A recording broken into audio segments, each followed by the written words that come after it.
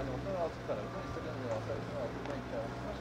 Fakat burada yöneticinin bir özel 2 tane derslik yaptık. Oralarda projeksiyonla bir klimatize ortamda çocuklar teorik eğitimlerini alacaklar. Burada Sayın Valim ve babaların tuvaletleri, engelisi. Burada. Aynen 2 derslik. Asfalt atılacak Sayın Valim. Bu altta oluşturacak. Dolan yapacak. Devleri de çok mutlu olmuştur. Çok mutlu. Değerleri acayip farklı. Sayın Valim. İnce asfaltı yapılıp çizgileri yapılınca o zaman yapılınca Bakan benim çok istediğim bir şey biliyorsunuz. Türkiye'de hiç yok. Burada belli toplum içerisinde bu ilkokul çocuklarımızın burada eğitim Aldınız onları kapatır bağlarız. İtfaiye, polis, ambulans. Çok güzel bir trafik park olmuş. Biliyorsunuz İçişleri Bakanımız Sayın Süleyman Soylu bütün Türkiye'de bunun yapılmasını çok önemsiyor. Şehit Kamil'de de Şehit Kamil Belediye'miz çok güzel 20.000 metrekarenin üzerindeki bir alanda bunu yapmışlar. Ramazan ayı içerisinde bitecek inşallah.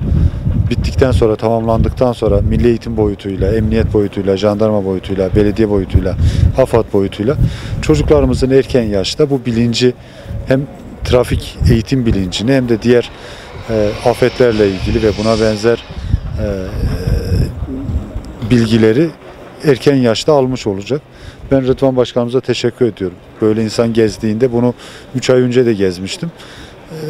Bu kadar hayal etmemiştim. Şimdi özellikle boylu fidanlar, tam böyle insanların çocuğun elinde tutup gelip gezdirebileceği bir ortam olmuş olur. İnşallah kazasız belasız da tamamlanır. Bir an önce de hizmete girmiş olur.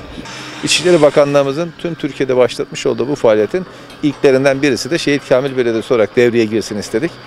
Fiziki mekan olarak Sayın Valimin bahsettiği gibi yaklaşık 20.000 metrekarelik alan içerisinde kapalı mekanda 2 tane kapalı derslik, bir revir, yönetici odası, dışarıda yine amfi şeklinde eğitim verilebilecek bir nokta ile birlikte tamamen öğrencilerimizin burada hem yaya olarak, hem bisikletli olarak, hem araç kullanıcısı olarak eğitim almasını sağlıyoruz.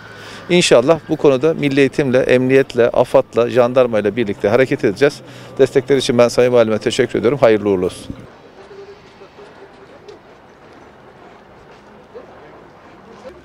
Olacak kaç metre? 2 tane 50 metre yok ki.